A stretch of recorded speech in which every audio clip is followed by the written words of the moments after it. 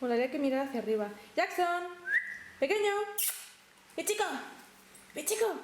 Joder. ¿Y mi chico?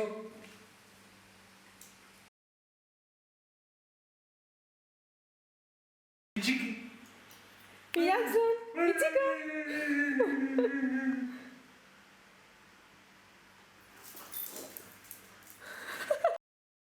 Bienvenidos y bienvenidas un día más al programa de Banda Aparte.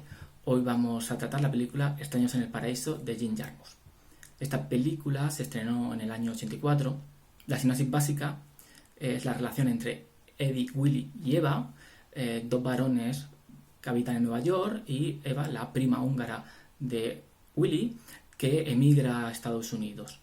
Esa relación que ellos tejen les llevará a viajar por varias partes de Estados Unidos. La película es la segunda película rodada por Jim Jarmusch. La primera, Permanent Vacations, la había rodado unos años antes como un proyecto final de carrera.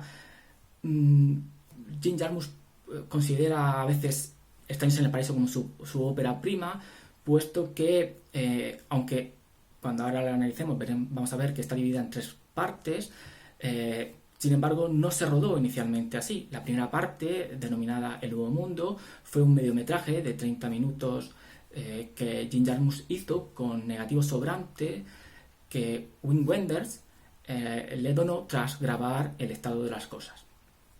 Ese mediometraje, posteriormente, decidió ampliarlo y presentarlo a festivales en el año 84, ganando la Cámara de Oro en el Festival de Cannes, el premio especial del jurado en Sundance y el Pardo de Oro en Locarno, a mejor película, además. A Jim Jarmusch se le considera un director de cine independiente por el argumento, la narrativa que demuestran sus películas, así como la financiación. La primera, Permanent Vacation, costó un presupuesto entre $15.000 y $12.000. Esta ascendió en torno a $100.000. Como he mencionado anteriormente, la película se puede dividir en tres grandes partes: El Nuevo Mundo, un año después, y El Paraíso. En ella nos reflejan tres espacios diferentes: Nueva York, Ohio y Florida, donde estos personajes van a experimentar una relación personal y también comunal entre ellos y el espacio que les rodea. Lo interesante es que Jarmusch refleja estos espacios de una manera diferente. Nueva York es una ciudad fantasma, Ohio es una ciudad invisiblemente blanca, y Florida no es el paraíso idílico que reflejan los spots publicitarios.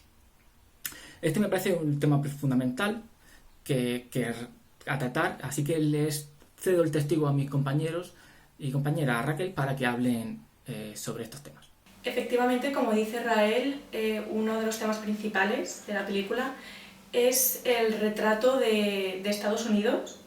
En concreto, en su primera película, Permanent Vacation, como bien ha dicho Israel, ya se ve perfectamente las líneas temáticas con las que va a seguir posteriormente.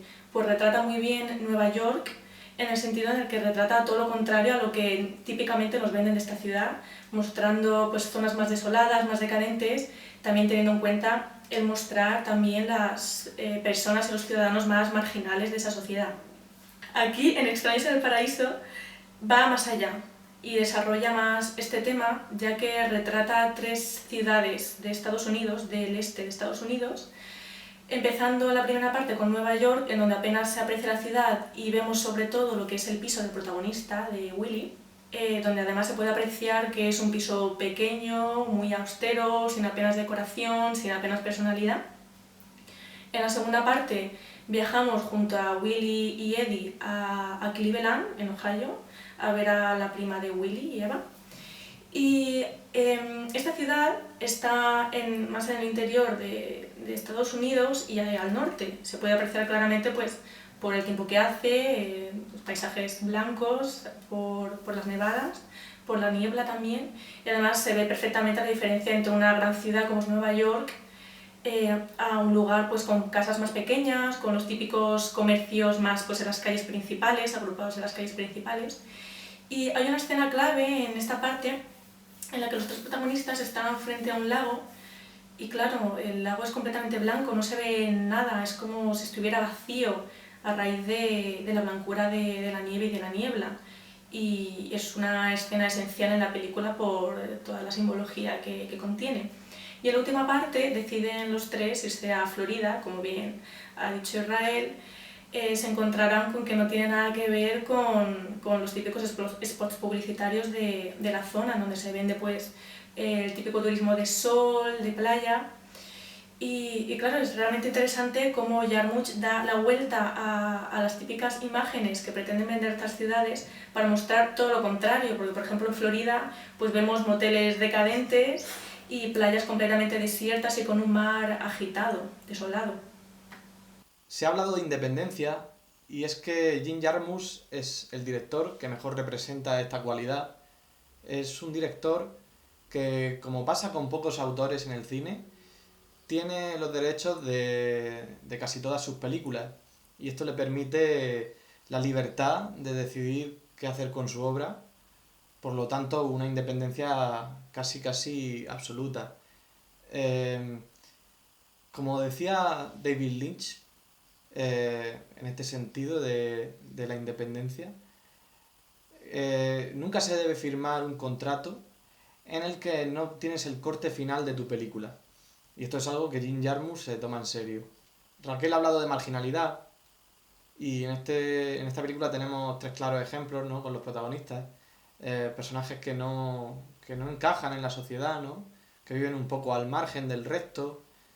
Podríamos hablar de perdedores, ¿no? De perdedores y perdidos, de gente que está perdida en el mundo, que no encuentra su lugar. Y esto también refleja la personalidad de Jarmusch. Creo que su cine es... Él intenta a través de su cine reflejar su propia personalidad. Pero estos personajes característicos de este autor no son personajes que rehuyan de esa situación. Son personajes que son conscientes de cuál es su situación y que la aceptan y que viven cómodos en su mundo. Un mundo que es distinto al de los demás. A través de una serie de conversaciones realistas que forman parte de lo cotidiano, vemos este carácter del que están bañados los personajes. Hay conversaciones, como por ejemplo cuando está Willy jugando al solitario y llega Eva de lo que parece ser del supermercado y este le dice que ha perdido toda la tarde jugando. Y ella le dice, en cambio yo la he ganado. Y refiriéndose a que ha estado robando en el supermercado y aprovechando un poco la situación. También hay otra conversación cuando van camino de Cleveland y paran a preguntar a un hombre que está esperando el autobús. Willy se cabrea un poco con él y este hombre le dice que es que va a trabajar. Le pregunta que dónde trabaja y le responde que en una fábrica.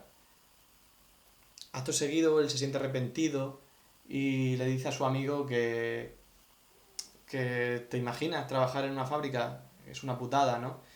Y en ese sentido podemos ver cómo ellos están al margen del sistema, ¿no? No quieren formar parte de ese trabajo en cadena. Y luego hay también otra conversación que habla más de la identidad, de esa pérdida de la que hablaba, de no encontrarse en la sociedad. Cuando su amigo Eddie le dice a Willy que él pensaba que era americano, hasta que vio a su prima, hasta que conoció a su prima, pensaba que era americano y no de Hungría. Y este le responde que cualquiera puede ser americano, porque al final América, de esta forma, está diciendo que es un país donde tienen cabida todos, es un país donde se acogen a las almas perdidas. Exacto, como ha dicho Ramón, y también ha incidido en ello Raquel, nos encontramos con unos personajes fuera de lugar, unos personajes desubicados, con desarraigo vital, en los cuales no pertenecen a Nueva York, tampoco pertenecen a Ohio, tampoco pertenecen a Florida, pero sin embargo el tema de la película, uno de los temas es la migración. La mayoría tanto Willy como Eva son migrantes húngaros. Por lo tanto, Jim Jarmusch utiliza esta película para hablar de una manera cómica, a veces catalogada como una comedia absurda, las costumbres, las formas de vida y el estilo de vida americano. Claramente, en varias escenas observamos cómo Willy intenta acomodarse a las dinámicas sociales características de la vida estadounidense. Mientras que a lo mejor Eva representa mayor oposición a esa forma de vida, aunque finalmente también la va a asumir.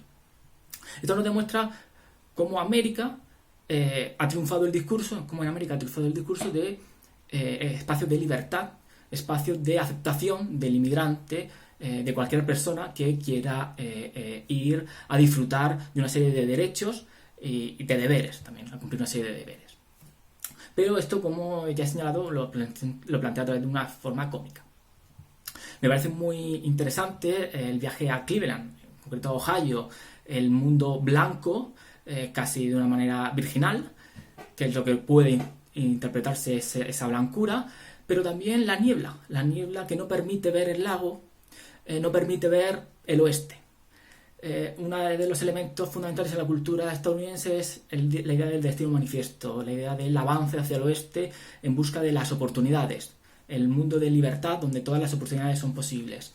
La niebla que se levanta en Ohio puede representar, por un lado, un espacio todavía desconocido en el cual enfrentarse, al cual descubrir, o un espacio que no existe, puesto que no se puede percibir, no existe, y eso nos podría traer elementos más cercanos, podría traernos emociones más cercanas a la percepción.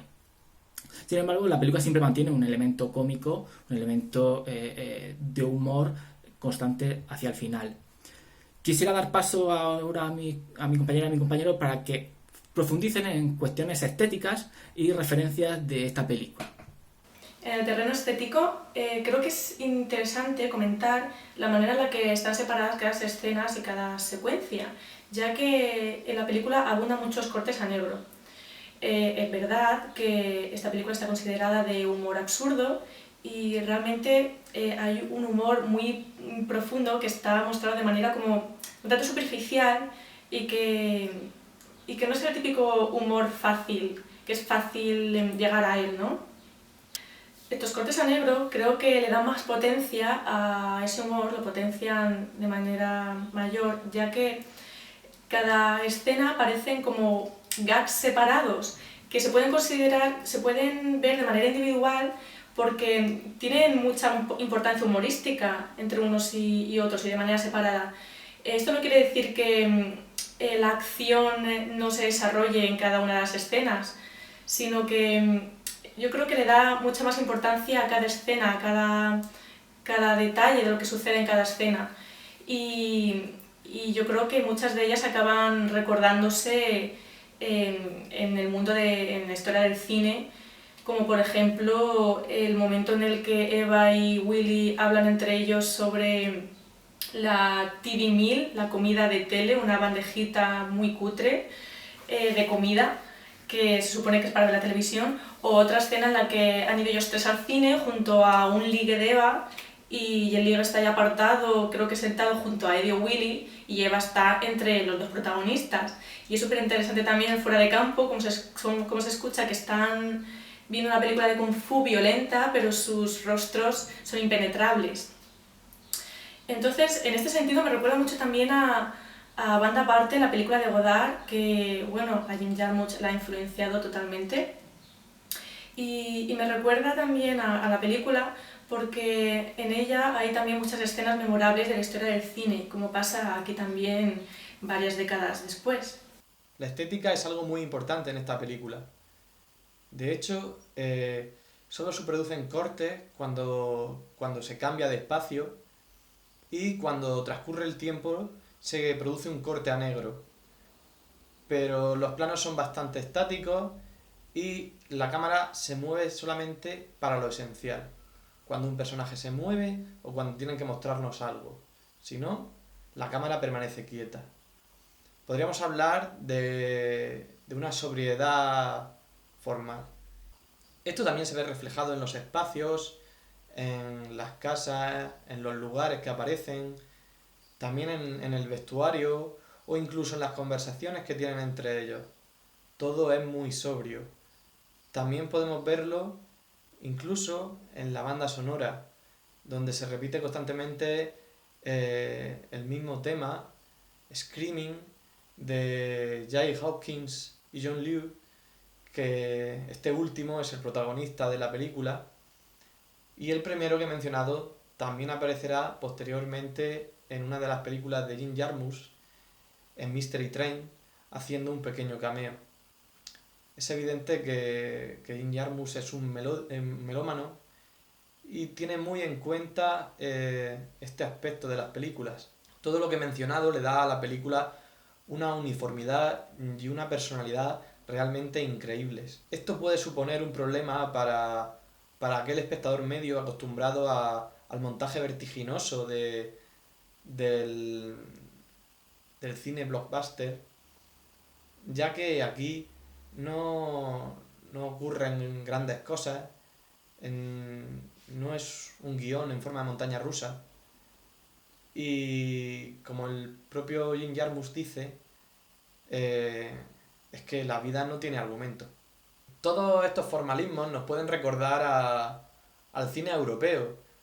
De hecho, Jim Jarmusch parece un director europeo que ha ido de viaje a Estados Unidos, siempre hablando un poco desde el prejuicio. Evidentemente él es americano y tiene su propia identidad, pero si alguien se acercara a su cine por primera vez, podría pensar de este modo. Él estuvo viviendo en París durante un tiempo y conoce lo que viene siendo el cine de autor, ¿no? O aquello que inauguró Cahiers du Cinéma, ¿no? Dándole vital importancia al autor sobre la obra, donde las películas pasan a ser casi como la literatura, ¿no? Donde el director es el que impregna su obra con su propia personalidad. Y en este sentido hay una cita bastante larga que voy a leer acerca de la creación, ¿no? Jim Jarmusch dice: nada es original. Roba de cualquier lado que resuene con inspiración o que impulse tu imaginación. Devora películas viejas, películas nuevas, música, libros, pinturas, fotografías, poemas, sueños, conversaciones aleatorias, arquitectura, puentes, señales de tráfico, árboles, nubes, masas de agua, luces, sombras.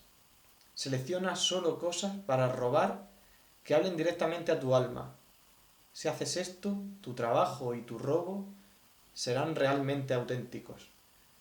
La autenticidad es incalculable. La originalidad es inexistente. Y no te molestes en ocultar tu robo, celébralo, si tienes ganas. En cualquier caso, recuerda siempre lo que dijo Jean-Luc Godard: no es de dónde sacas las cosas, sino dónde las pones. A Jim Jarmusch se lo considera en muchos ámbitos un cineasta dentro de la línea de la posmodernidad. Entramos ahora en un concepto bastante conflictivo y no es nuestra intención tratarlo en este programa ahora mismo, en esta película en concreto. En sí, se la critica a la posmodernidad y la ruptura de los grandes relatos y grandes sujetos como el inicio de una subjetividad donde todo es factible, todo es posible, todo análisis es posible y por lo tanto se cae en un nihilismo. Y esa ruptura del relato también se interpreta como el fin del argumento o el fin de la acción. Pero, sin embargo, y hablo en nombre de mi compañera y mi compañero, también cuando admito que esta película sí que tiene claramente una argumentación. Cada diálogo, cada momento, cada posición de cámara nos está narrando algo, nos está profundizando en las formas de relaciones entre los personajes, en su vitalidad, en su identidad personal y en la propia América, en los propios Estados Unidos. Para concluir, finalizaré con que esta película se tradujo al español como Extraños en el Paraíso, aunque en realidad la traducción más correcta de Stranger Than Paradise sería Más extraños que el paraíso. Pues con esta extraña película os dejamos para que la sigáis visionando, la veáis de nuevo si ya la visteis, o entréis en el cine de Jarmusch con esta gran película, que podéis acceder a ella a través de Filmin. Os agradecemos que haya llegado hasta el final y nos vemos en el próximo vídeo.